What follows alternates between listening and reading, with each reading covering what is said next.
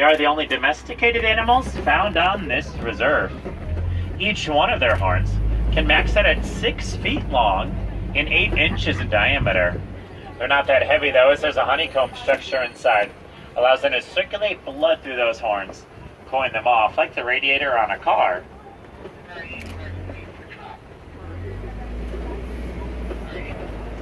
Left side of the truck, a spotted hyena. Now, spotted hyenas, they live in a matriarchal society dominated by females. Even the lowest ranking female outranks the highest ranking male. Contrary to popular belief, hyenas actually do all their own hunting and they are not scavengers. But they only hunt for larger prey as a pack of hyenas, whereas individuals, they do hunt small prey on their own too. You see some of these Maasai giraffe all spread across the savanna out here, including one on the left. Also out to the left we see are some sable antelope laying down, the emblem of the Harambe Wildlife Reserve. Those 3 or 4 out there are females, as they have a lighter brown color to them. Males are much darker brown, almost a jet black. Only one male in a herd though, with about 10 to 20 females. Each can give birth to one newborn sable every single year. There's actually a whole tower of Maasai giraffes all spread across the savanna out here. Groups of giraffe call it a tower. And Maasais are identified by their really jagged edges around their spots, almost a lace-like kind of pattern. Tallest land animals on Earth, a giraffe stands 18 to 20 feet high. Even at birth, a baby giraffe stands 6 feet tall, as they need to be able to nurse from their mothers at that age.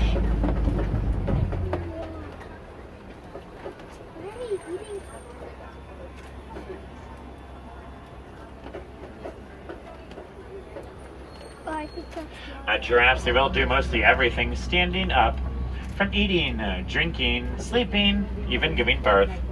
A baby giraffe's introduction into the world is a 6-foot fall from its mother. And they do sleep standing up, but they only sleep for 30 minutes out of the day. Not even all at once. It's a few minutes here and there, adding up to 30.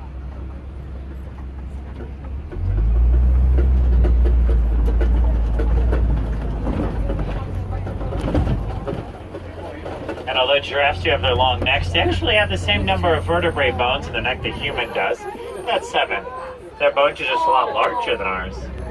Now they also have a lot larger tongues than ours that we can see there. Their tongues grow up to 18 inches long, and they're prehensile. Allows them to wrap that tongue around the branch of a tree to pull all the leaves off of that single branch. Giraffes' tongues are also that purplish black color, mixed with oil on their tongue that helps prevent them from getting sunburned.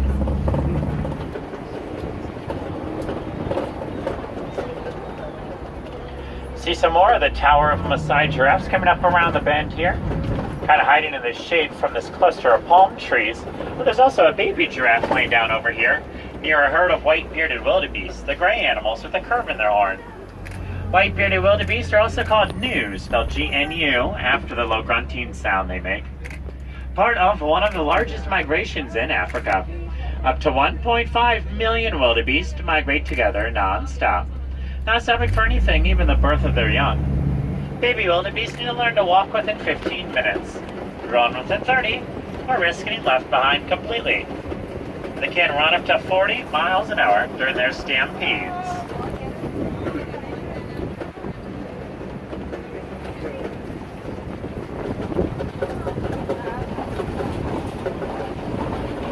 There's a lot of trees knocked down in this area coming up ahead. Could be a good sign we're getting close to elephant country, as elephants bulldoze down trees to get to the vegetation on the top of the tree, after giraffes do such a great job of removing the vegetation off the undersides of trees with their 18-inch long prehensile tongues. Don't see an elephant yet, but out to the left there are some mandrills, the largest monkey in the world. Mandrills have that bright red and blue coloration on their faces and backsides. A troop of mandrills dominated by one male. They'll be the largest in the troop and have the brightest colors. Males live to 100 pounds, females only about 30 pounds each. Speaking about pounds, we see this African elephant out to the right-hand side now. And they weigh in at the largest land animal on Earth, between 11 and 13,000 pounds. Still run about 25 miles an hour. Since this is the only elephant we're seeing in the area, that does make this a male, or a bull elephant, as males leave the herd when they reach adulthood, which is usually around 13 or 14 years old. And then he goes off and lives the rest of his life in solitude, meeting only up for mating purposes once a year.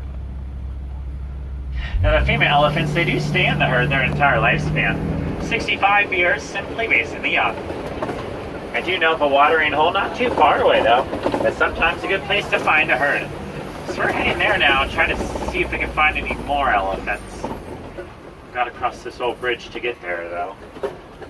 Looks pretty badly damaged. Well, actually I have a good view of that elephant on the right, but I don't want to stop on this bridge.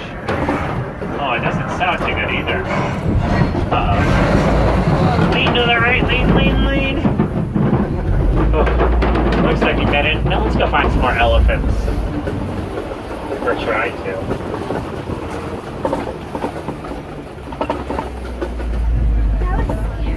We did find some red clay pits. Elephants occasionally eat red clay if they're not receiving minerals that they need in their everyday diets. But there are some test marks there in the red clay and some elephant footprints. Hopefully that's a good sign a herd's not too far from here. Actually, I do see another elephant, but way in the distance to the left. Let's go over that way and see if we can get any closer.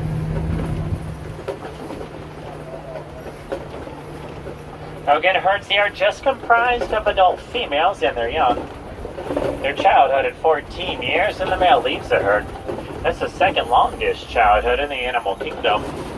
Second only to humans at 18 years. Elephants do have the longest gestation period of any mammal though, with a 22-month pregnancy, giving birth to a 300-pound baby. Does look like mostly all the herds have gone past the watering hole, so we're just going to keep going over that way. Oh, but sadly numbers of elephants rapidly decreasing due to humans poaching for their ivory tusks, as well as habitat destruction. On any given day, we lose an average 96 elephants in the wild. That's one every 15 minutes due to human causes alone.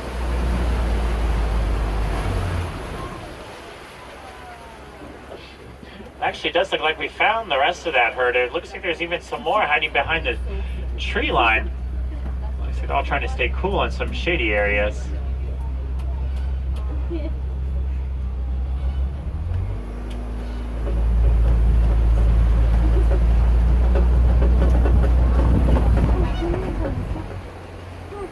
Those are baby flamingos. On the island to the left now, these are greater flamingos.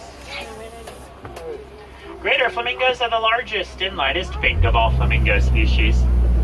They're hatched gray, but after they eat lots and lots of shrimp containing beta-carotene, that's what gives them the light pink color after about a year of eating that shrimp.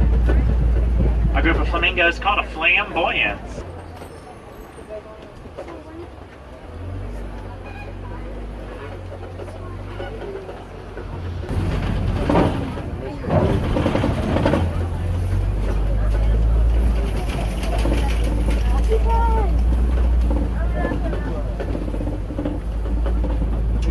Now, to the left are some Grant's zebra.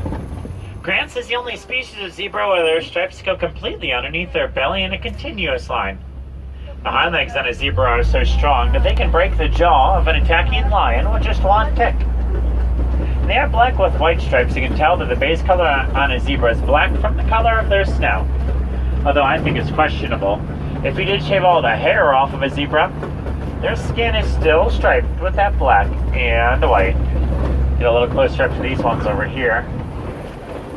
We also see on the left there's this large mud wallow. Now the zebras won't roll in the mud, but many animals do to help protect them from the sun, like a natural sunscreen for them.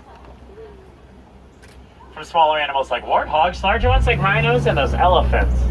Not seeing any of those animals near here, but we'll keep moving and keep our eyes open throughout this area on the reserve.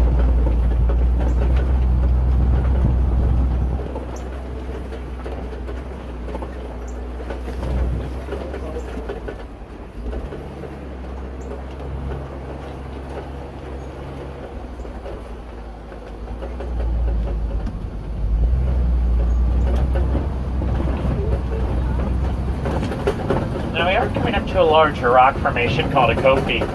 Kobe rocks like these, sometimes a good place to find a pride of lions. The lions, they're inactive for 16 to 20 hours out of the day and do all their activity during the evening and nighttime, making them nocturnal. So I would not expect to see a lion right now during the middle warmest part of the day. They're nocturnal not only because it is cooler at night, but also because they do have great night vision. About 6 times better than we as humans have. Even though during the daytime, lions' eyesight is very similar, if not the same, to ours. To the right-hand side, then there's a small flock of ostrich. Largest birds in the world, ostrich do have very large wings. They can't fly, though. But just because they can't fly doesn't mean they can't escape their predators well. An ostrich can run 40 miles an hour with their long, powerful legs.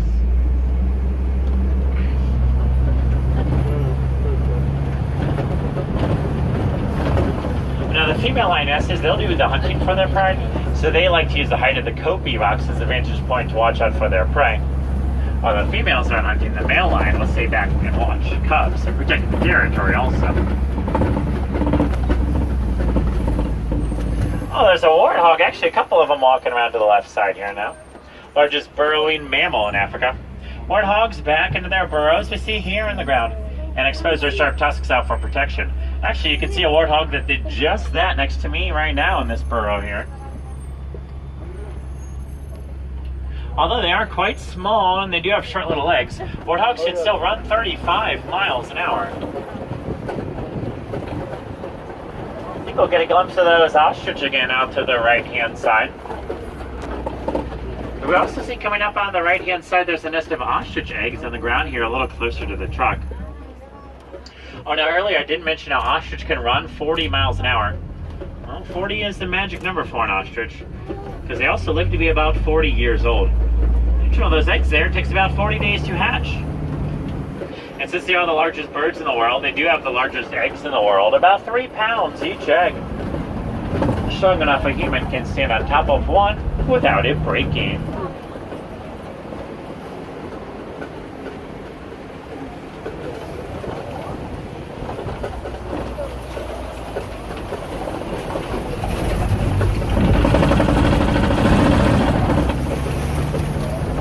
On the left side, there's a scimitar horned oryx.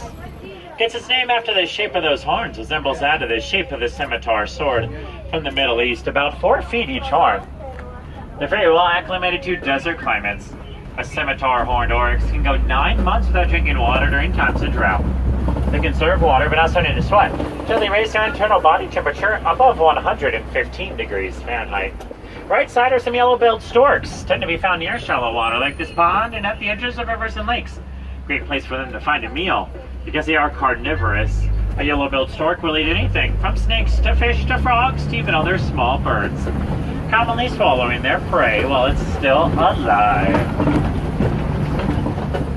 But unfortunately, we're passing through these gates means we're coming to the end of our safari.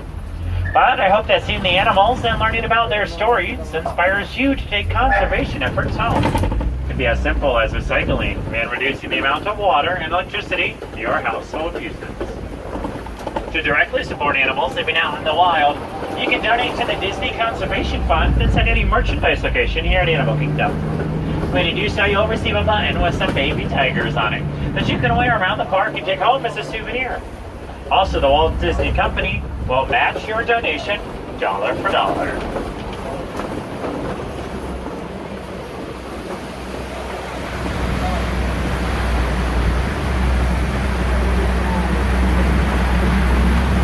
For those wilderness explorers, you're traveling aboard Simba 1, SIMBA and the number 1. Simba 1 for those wilderness explorers. Page 15 in your Explorer Guide.